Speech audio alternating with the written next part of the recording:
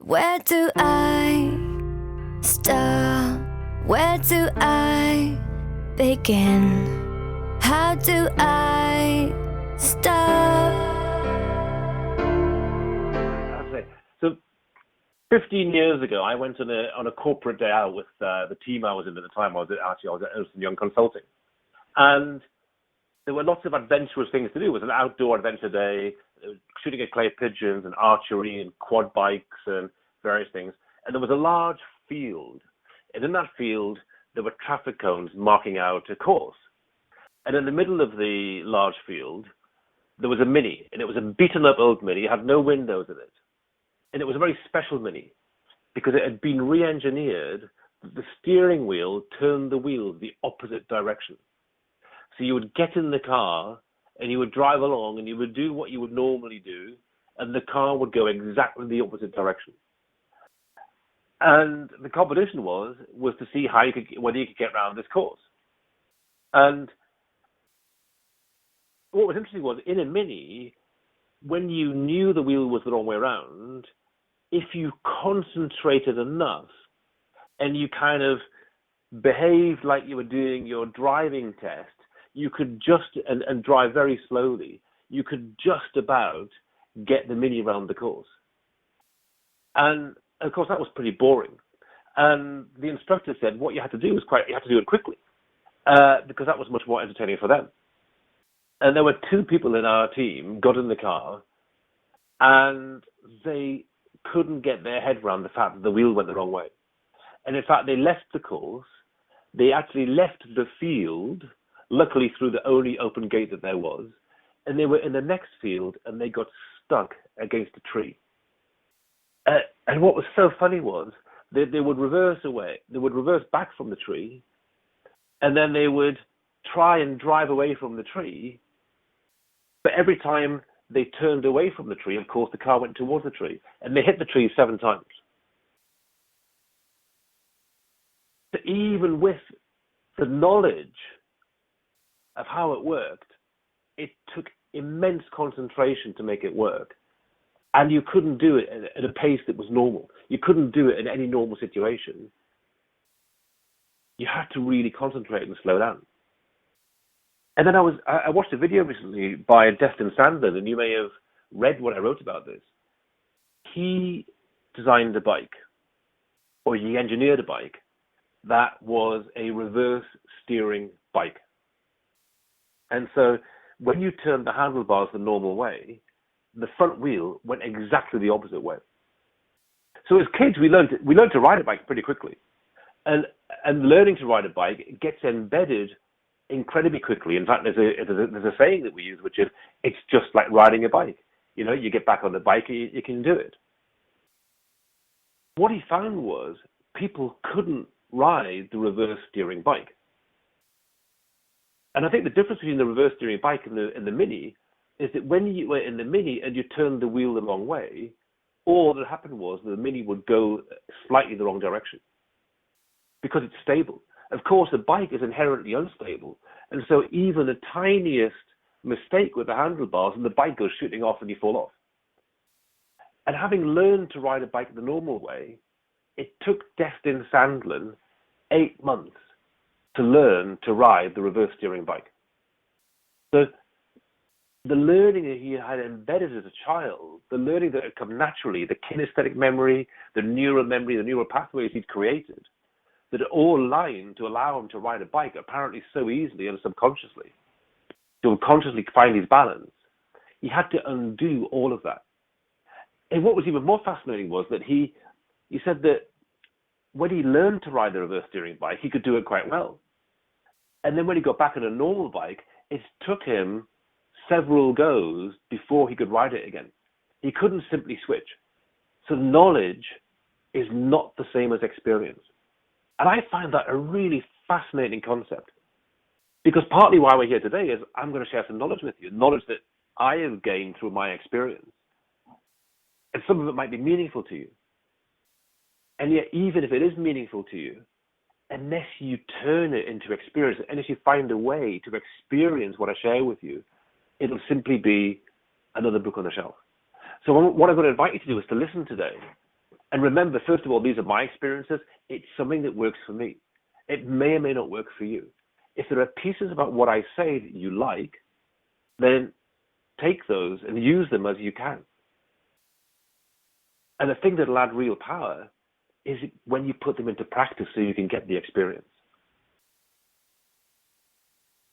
And, partly where I live in the country. And as I sat down to make this call, there was a lot of noise outside because my house is next to a field. And there's a combine harvester going up and down. And they're harvesting in the corn. And it made me think of this, which is, I think when I'm sharing this with you, what I'm doing is harvesting the knowledge I've created. And yet the seeds were planted a whole season or 2 seasons ago. And so some things I'll share with you again, when you try them on for yourself, they may not work first time. They may take nurturing and fertilizing and watering and developing and to be allowed to grow before they might bring a harvest for you. Hopefully by sharing what I've learned, it speeds that process up. Hopefully by putting that into practice yourself, it'll speed that up. So what I want to share with you today are 2 core distinctions I made as a coach that I think made the difference between not being able to make money and being able to make money. And the first distinction is, to me, it's a very simple one. And yet it's one that a number of my clients say to me, how does that happen? How do you do that? Why do you even do that? And so the first distinction I want to share with you is the idea of getting the second call. I mean, for many of us, even getting the first call is a challenge enough. And finding a client, finding someone who wants to speak to us, finding someone who would like to work on their lives, finding someone who's interested in transformation, and having that first powerful conversation. Of course, that's a challenge. To me, the difference between getting that conversation and turning that conversation into a potential coaching client comes from this idea of getting the second call. So first of all, why do I want to get a second call? And this is about my personal philosophy. I know that some coaches, they have what they call a strategy session or a discovery session, and at the end of that, they make a proposal. Personally, I believe what's more important and what's worked for me is before making a proposal, is to develop a deeper relationship. I'm not even sure I can create a powerful relationship with somebody in a 1, 2, or 3 hour conversation. I want them to go away and to absorb and to process, to come back into that second conversation. So to me, the reason why I want a second conversation is it creates a deeper relationship. I was talking to another coach yesterday, and she said that she'd just come off a call where someone had come to her and said, I really want to work with you. And she'd had that first call, and then it invited her to the second call. And it was the first time she'd done it. And she said it felt amazing. It felt amazing because the client, when she was invited to the second call, the client said, you know what, it's such a relief to be able to speak to someone who is interested in my story. It's such a relief to simply be able to share my story. That kind of energy and that connection that you create in that relationship doesn't happen when you end a call saying, hey, we can coach together for 6 months and it's $10,000 or whatever it is. It's just not the same, certainly to me. So, first of all, I think the second call is important because it's about building a deeper relationship. So how do I get the second call? So I'm assuming that in the first call, you create a powerful coaching conversation. That you're going to explore with somebody what's extraordinary for them, what's their miracle, what do they dream of, what action do they want to take, what's missing, what do they want, what do they really want. And as you're exploring that, it's likely that distinctions will come up, that the client will go, I've never thought of that before. I've never thought of it that way. I didn't realize that was my dream. And so when that comes up for a client, I love to follow up by saying something like, Now that you know that, what becomes possible for you? What action will you take? What will be different for you next week? And I like to do that in the moment. So in the moment, I like to coach them on that distinction. I like to deepen that distinction and to anchor it in through coaching. And then we'll move on, and we'll move on in the conversation. And typically, by the way, my first conversations with someone will be 2 hours, and some of you know that. You will have experienced that with me. And I'll go through the whole of that conversation, picking out and coaching on the distinctions as they show up. As the time comes to the end, because I have planted those seeds all the way through the conversation, it then becomes very easy for me to gather up. In fact, I'm using a different analogy here, but I'm gathering up the threads that have been sewn into the conversation. In our conversation today, you identified this, you thought of that, you're going to do this. You thought of 3 things that you could do in the next week. Is that something you're going to follow up on? Are you motivated enough? Are you excited enough to want to do those 2 or 3 things? And usually the client's going to say yes, because they've had a powerful coaching conversation. They've already said that these are things they're going to do. And all you're doing is bringing them back at the end of the call. Now, by doing it this way, it then becomes very easy for me to say, is that something you're going to do in the next week? Or is it the next 2 weeks? How long was that going to take you? And they might say, hey, it's going to take me 10 days. And then it's even easier for me to then say, would you find it valuable if I checked in with you in 10 days' time to see how you got on? And it's very rare a client will say, or a potential client will say no at that stage, because you've already sewn that into the transformation they've experienced in the conversation with you. Now, I'm not saying that every single conversation I have the first time round comes up with those distinctions or even creates the desire in me to want a second conversation. There are times I've had a first conversation with somebody, and even where distinctions have shown up, I haven't been excited by that person. I haven't really felt that powerful connection. And so I may thank them for investing their time, and they may thank me, and that's all fine. And then I let it go. However, when I'm inspired by somebody, when I'm excited by what they're doing, when I'm excited about what they're creating, I absolutely want to create that possibility of that second call. And by coaching in the moment and bringing out actions and possibilities that become true for them in that moment, it's very easy at the end of the call to then say, right, how are you going to take that forward? Let's check in 10 days' time. What I often experience, and this is when I've been talking with coaches, having a conversation with them, is that they'll have those distinctions come up during the call or during the conversation, and then they'll wait to the end before asking about action. And the moment may have gone, the energy may have passed. I think it's very important to get the commitment to do something, or the commitment to think of possibilities. I think it's very important to do that in the moment. And so that's why I feel this relatively simple process of creating a thread of possibility and action with each distinction that comes up then becomes very easy to tie up at the end of the call and to create that opportunity to check in again. And have I gone again? I'm just checking in. Joe's just said that he can't hear me.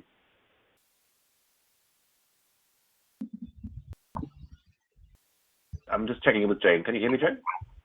Yes, I can. I did go before, but yeah. Thank you. Thank you. And of course, when I talk about this being the distinction that I made to be more successful as a coach, when I talk about the second call, I'm being metaphorical here, because it might be the second call or the third call or the fourth call. I'll use the same approach on each one.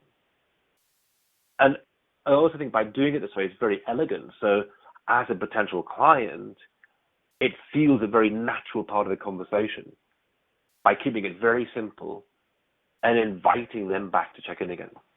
And how many times I'll do this will really depend on how I feel about that client. Sometimes, probably 10% of the time, I may make a proposal at the end of that first call.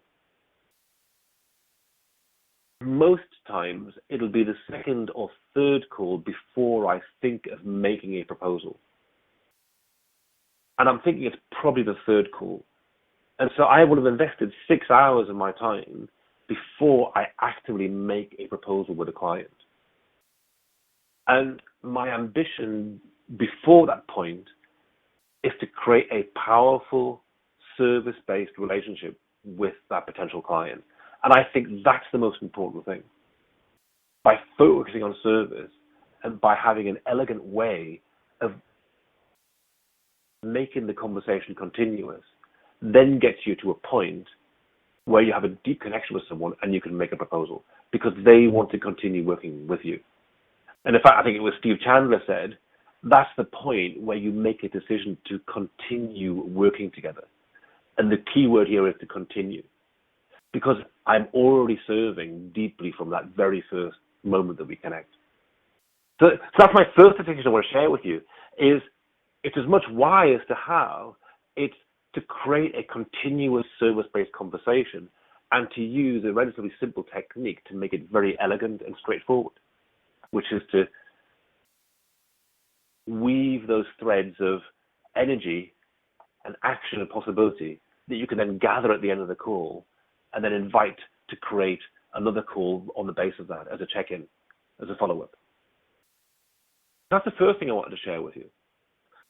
The second thing I want to share with you is around some of the language and energy we use when we get to that second, third, or fourth call and we want to make a proposal. I think one thing I want to share with you just as a general rule is if I think I'm likely to make a proposal with somebody, I'll make sure I have at least 30 minutes of time with them before I do that. And what I mean by that is if I have a 2-hour call and I've got 10 minutes to go, I will not make a proposal. If I'm on a 2-hour call and we have 40 minutes to go and I feel that it's a good time to make a proposal, I will do it. So I want to make sure that we've got at least 30 minutes available to us after I've made the proposal. And I'll come back to why that is in a moment. So one of the things I believe about enrollment energetically is that when a client wants to work with us, one of the things that attracts them to working with us is that we have an energy that they find attractive. Now, some people call this a vibration, an energy, a state, whatever it is. The coach has a high energy, a higher energy than the client. And what often happens with, especially with newbie coaches, is when it comes to proposal time, it all feels very clunky and difficult, especially saying the fee. And so momentarily, the energy in the coach falls, and it actually falls below that of the client. And even though the coach might bring the energy back up again, there's a glitch in the conversation somewhere, and the client in some way pulls back. So first of all, I just want to bring that forward as an idea, which is practice making a proposal. Practice making it really simple. And practice sharing it as if it's simply information like, this is my address. You want to coach with me? This is my address. You want to coach with me? That's fantastic. I'm really excited that you asked that. The way I work with people is we work together for 6 months. We have 3 calls a month. I'm available to you anytime between those calls via email or Facebook. The fee for working with me is $10,000. I like to be paid up front. It's information simply like sharing your address. That's the first thing I want to share with you.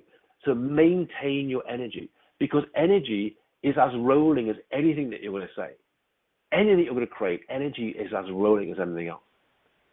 But the second thing I want to share with you is a lot of sales training teaches things like the NLP power questions, or how to make a close, or how to handle objections. A lot of sales training I have had has been exactly in that space. I suggest you do exactly the opposite of that, because I believe it is much more enrolling for coaching. and I'm talking specifically about coaching here. I think coaching is different to selling other things, and this is why I believe that the sales techniques for other things don't work for coaching. So let's think of a typical thing that might come up in a conversation. You make a proposal, and the client says, that's expensive. The classic NLP response is, when you say expensive, compared to what? Now, to me, what that does is that puts me across the table from the client.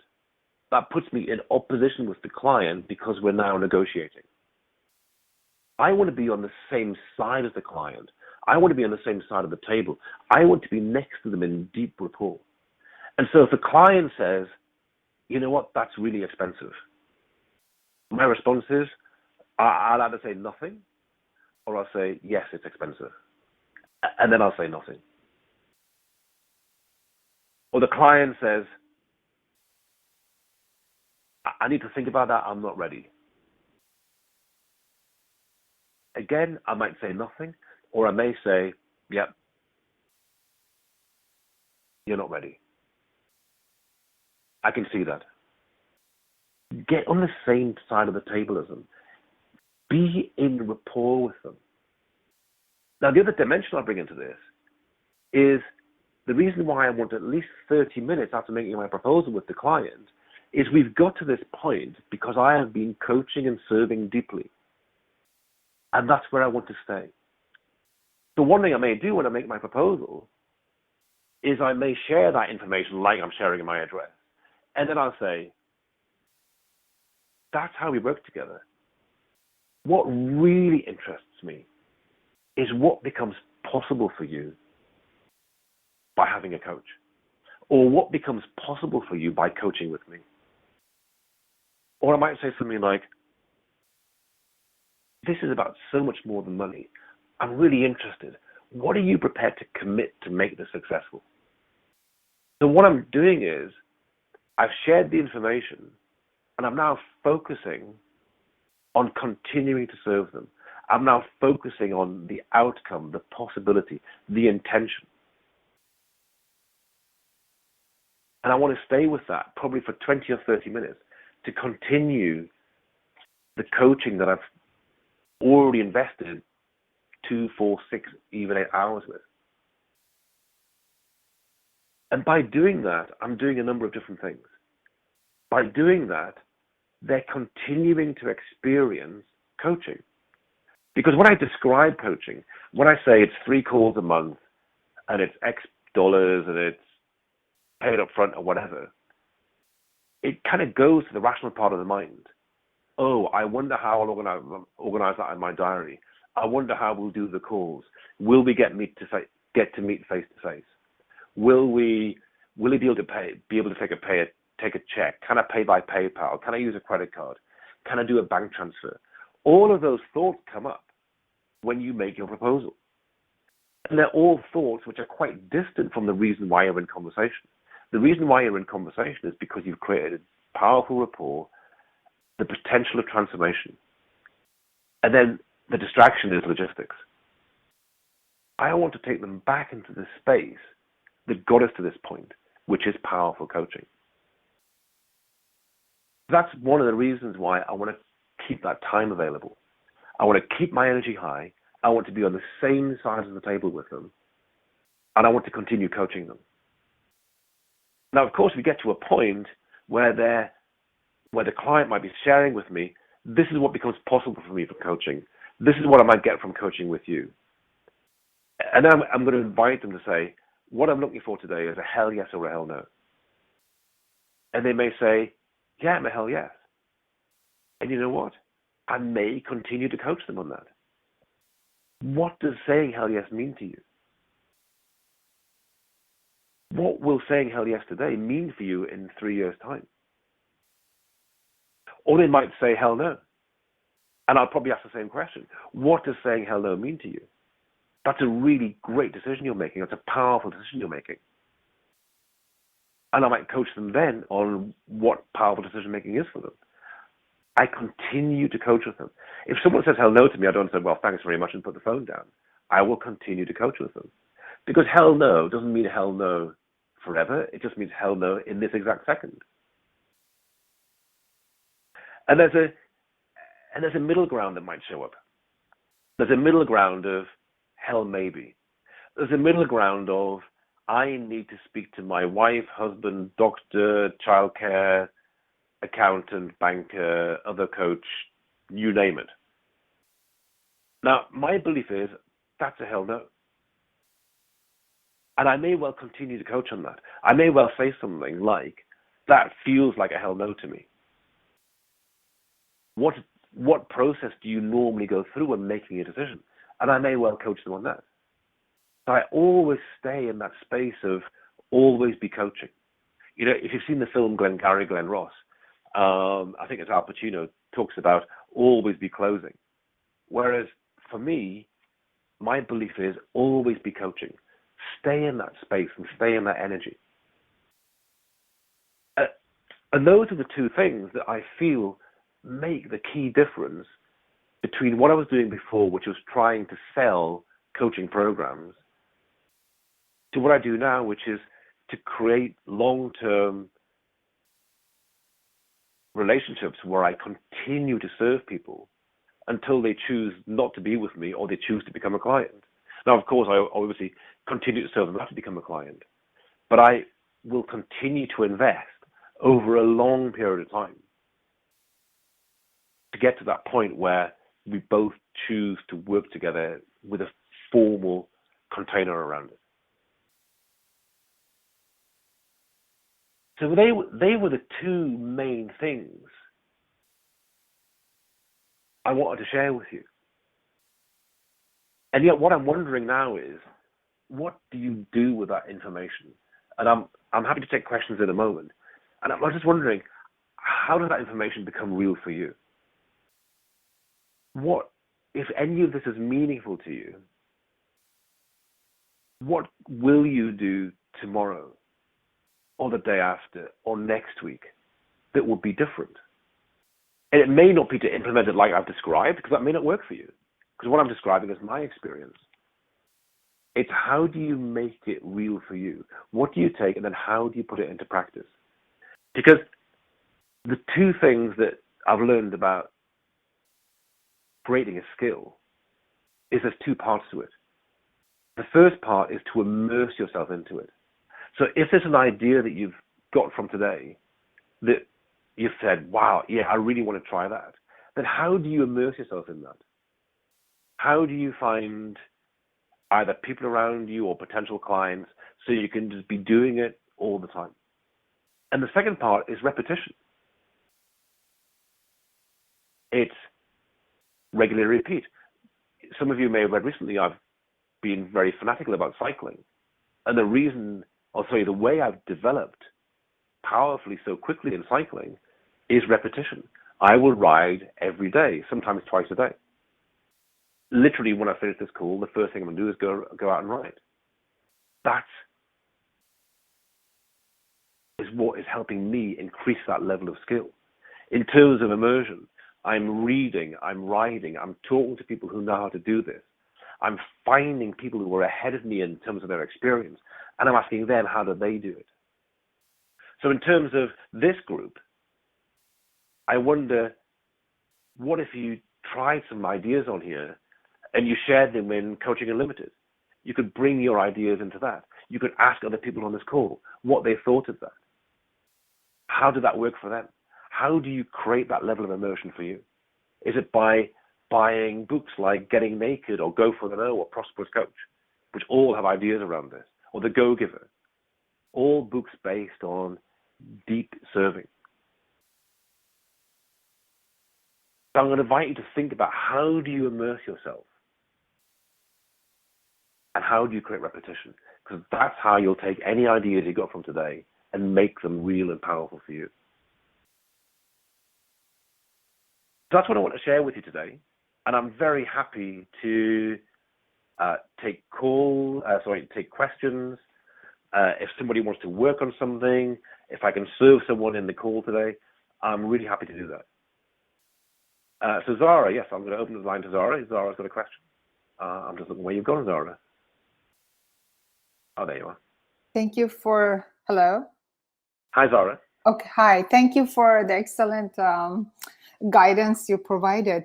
Actually, last night I began to post a question in the group because I am in an entrepreneurial meetup, and there are a few people that have signed up that we're going to be talking, and I will be coaching them. And I did mention to them this would be a complimentary call, and I said specifically like this session. And so the reason I was going to post was, what if I coach them once, twice, and 3 times? And what if they think I am doing this just as a complimentary and they never come to that point? If they are willing to work to continue the conversation, but they're not thinking about it as this is my professional work. And so that's why I felt, then I didn't post because I felt I'm jumping the gun right now. I just want to focus on powerfully serving them and see where it goes. And when the time comes, then I was gonna come to the group and pose a question, but now I have this opportunity. That's a great question, Zahra. And one thing I just spoke about this call, about the outcome of this call, was about powerful enrolling language. And I've talked about enrolling language. I've talked about enrolling energy. Enrolling language starts even before you've had that first conversation. So one thing that I would suggest next time, and I'm not sure what language you've used exactly, but here's what I suggest next time.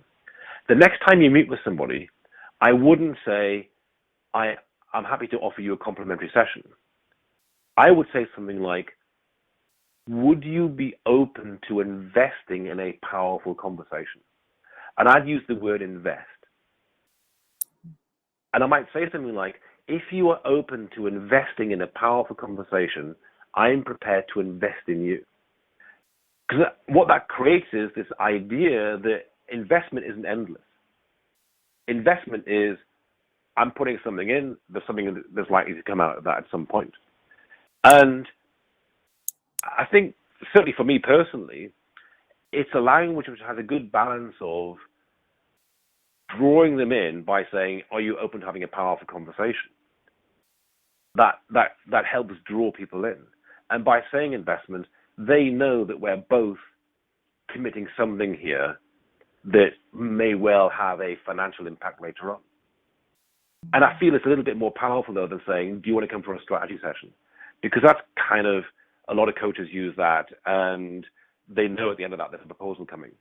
Whereas, certainly for me, when I say, are you prepared to invest in a powerful conversation? If you are, I'm prepared to invest too.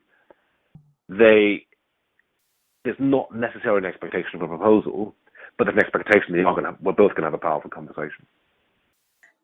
I just want to pick up, there's a story I shared about the guy who exports diamonds and gold.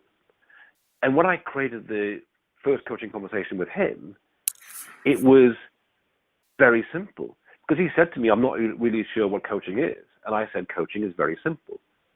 If I was to coach you, we would have a conversation where I would ask you, what will be so extraordinary about our conversation that you will never forget it?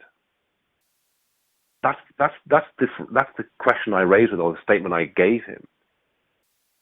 And of course, by doing that, by using that language, if we had a conversation. So I've already created, by saying if, I've already created the possibility there's going to be a conversation. And I've already suggested to him that if he has a conversation with me, it will be so extraordinary he will never forget it. So that to me is an example again of powerful enrolling language.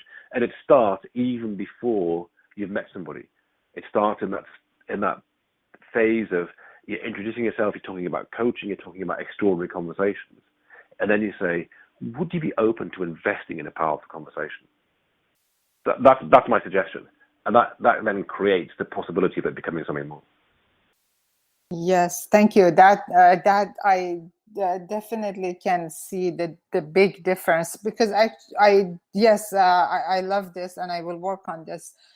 I know in one session in this meetup, I probably didn't say anything about complimentary, and I know one of the attendants after the meeting, she was asking me, how much do you charge?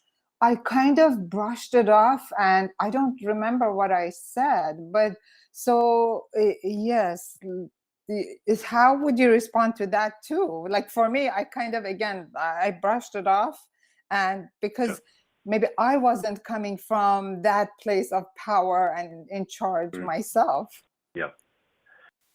So, again, it's a great question, because when I talk about having 1, 2, or 3, even more conversations, that question may well come up in that first conversation. In fact, it regularly comes up at the end of the first conversation. Someone says to me, how much do I owe you for today? Or how much do you charge? And my answer will be, I really appreciate you asking, and my focus today is on serving you. Oh, that's beautiful. When it feels right, let's talk about that. My focus today is on serving you. And that is what I will say every time. That's in fact, beautiful. Some of you on this call, I'm sure, will have heard me say that. Thank you, David. Thank you. Thank you, Zahra. That's beautiful. Thank you. Right, I'm going to go to Anne now. Hello, hi. Anne. Hiya. Thank you, David. Hello. Hello. My question is around the end of the call, even though I know I have plenty of practice still to get the call started. I think that's it. Once I'm in it, I think it's fine. But it's the end. I'm still having some resistance around using the hell yes or hell no, because to me, if we're talking about sales, that is creating urgency, and there is a push around that. Say, right, yes or no, when they might not be ready. So I feel a bit uncomfortable with that. There might be a time when I'm more than happy to use it, but I feel that client should be ready at that moment in time. So does that make sense? Completely. So let me share what I feel about that. My sense is, when I talk about investing 1, 2, 3, or even more calls of 2 hours each in somebody before making a proposal, my sense is that if I do make a proposal, then I believe that we've got to a place where we're ready. We're either ready to continue or we're ready to stop. So I think in my own mind, I've got to that place. Wow. That's the first thing I'd say. Yeah. I think the second thing is, as I said to you, I won't make a proposal and then kind of say it's hell yes or hell no and then leave the call. That's why I like at least 30 minutes time after making the proposal, because most of that conversation is going to be around what's possible for them, what are they prepared to commit, what are they going to do to be successful, what do they want from coaching. It's to revisit all of those things. Now, the likelihood, when I get to saying it's a hell yes or a hell no, if someone's saying no, I won't say that to them. If they're already saying, I'm not sure, I'm not there yet, I'm asking for a hell yes or a hell no. I'm coaching them on their decision making. That's what will happen at that point. Yeah. I will only really say that hell yes, hell no thing, when someone's pretty sure to be a yes. Or they've already said hell yes. They've already said, I love this, I really love your proposal. This is what's possible for me. This is what I want to get from coaching with you. And they're saying, when can we start? And I will say, okay, what I like at this stage is a hell yes or a hell no. And after we finish this call, I am going to send you an email that restates our coaching commitment. It'll outline what we've just discussed.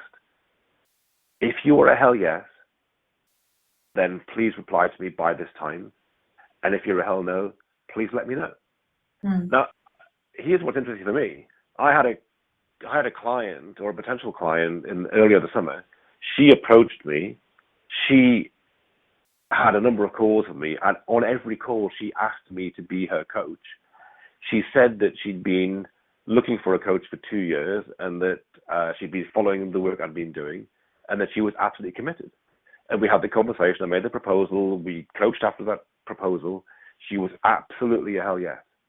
And I restated, I'm going to send her the email. It's a hell yes or a hell no. And I sent her the email. Never heard back from her. Mm. But even at that stage, you can still lose a client. But what you say is interesting. Mm. What's the balance between salesy push and having someone who's completely committed?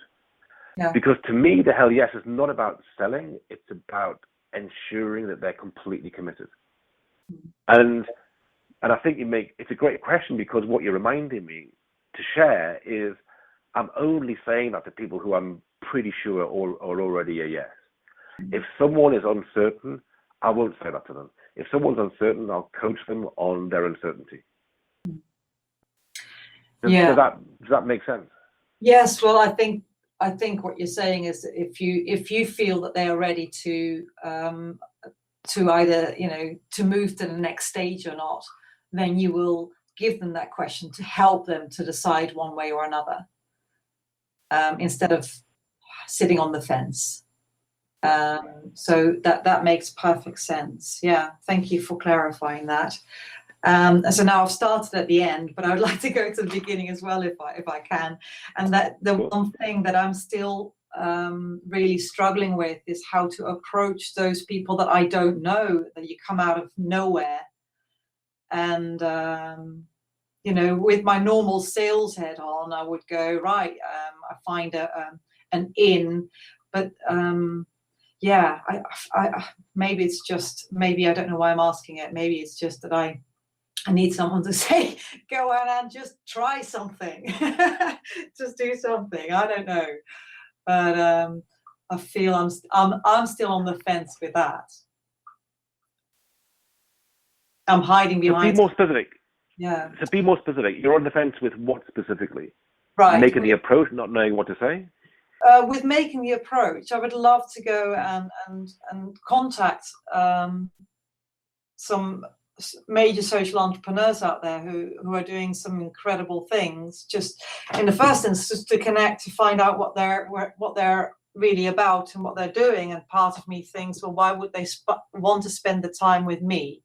And I feel I need an angle. I think that's what's coming through. Before I can even offer someone a powerful conversation, you got to have, it might be my limiting belief, but there should be some connection there, some reference point already, right? So I'm going to unpick a couple of things you said there. I think the answer to what you're looking for is in what you just said. What if you did reach out to them with an endless curiosity as to what they were doing in the world? Yeah. That to me is it.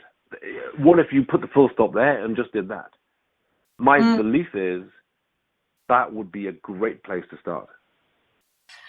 I think that's absolutely true. And I know that there's a little voice in the back of my head going, yeah, but there's so many other people knocking on their door, trying to have conversations with them.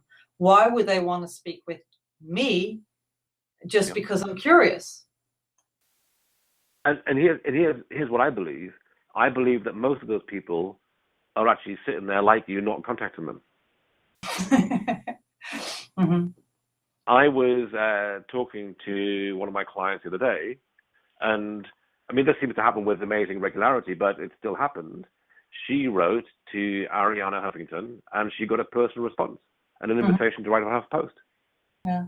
So Ariana must get a gazillion emails every day, people begging to write a half post, and this client got a response, and she's going to write a half post. So you never know, and I think that, I don't know, we've spoken just for context for others on the call. Anne does great work in the world with this idea of coach to contribute, and has been collecting amazing stories from coaches who do big things in the world. And what if you shared that? What if you wrote to them and said, I know you don't know me, but I'm really curious about the work you do in the world. here's a couple of stories of people in my circle that really excite me.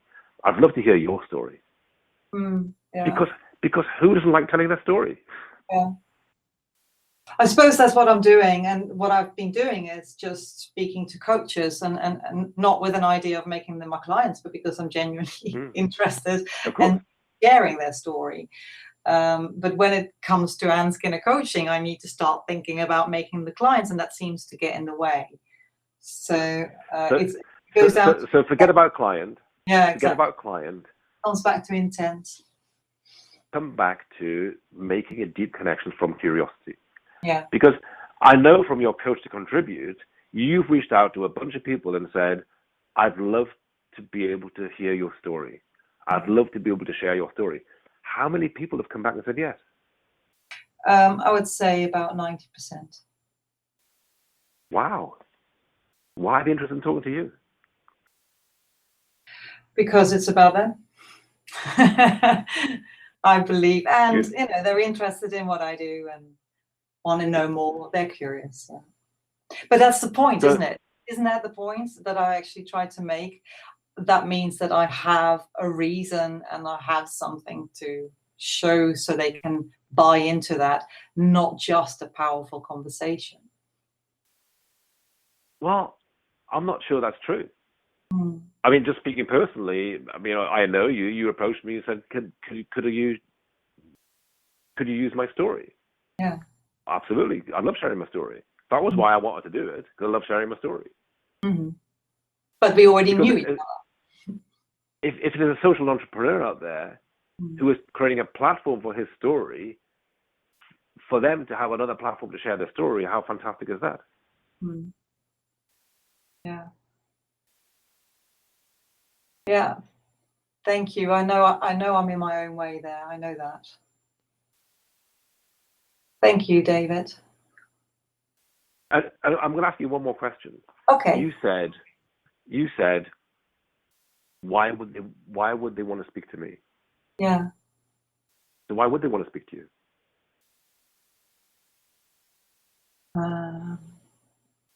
Because they don't know me. That's the thing that comes up for me. They don't know me, so why would they want to speak to me? Why would they want? No, but I'm asking, why would they want to speak to you? Give me a reason why anybody would want to speak to you.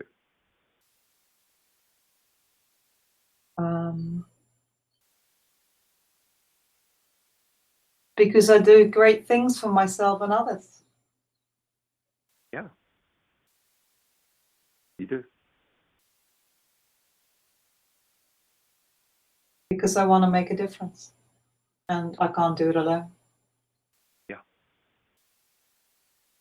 You know, that sentence alone, that to me is a powerful and rolling sentence. I am so passionate about making a difference, and I can't do it alone. Yeah. And then say, and I'm really curious how you're taking your message into the world, how you're building your platform. And who knows what comes from those conversations? Yeah. Thanks. Thank you. Thank you. Thank you very much, David. So we've got a couple of minutes left. Would anybody else like to ask a question? I'm going to put everybody on unmute. See if that works. Walking down the road. On unmute.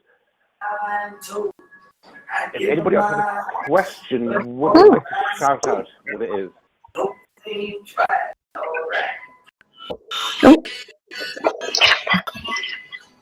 There's some great music in the background. No, as no one's shouting out, I'm going to put everybody on mute again, and I'm going to say thank you so much for investing your hour today in spending time in this call. And I will be, I'm sure I'll be doing another call in September. I'm not quite sure what the subject is yet. If you would like me to speak about something specific, then please post that in Coaching Unlimited.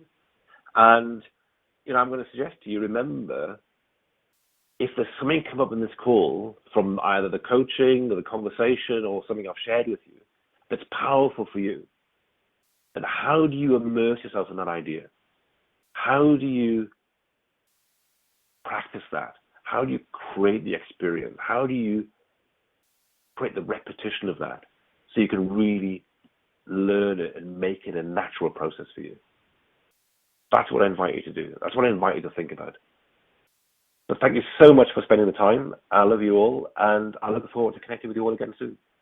Bye-bye for now. Where do I start? Where do I begin? How do I stop?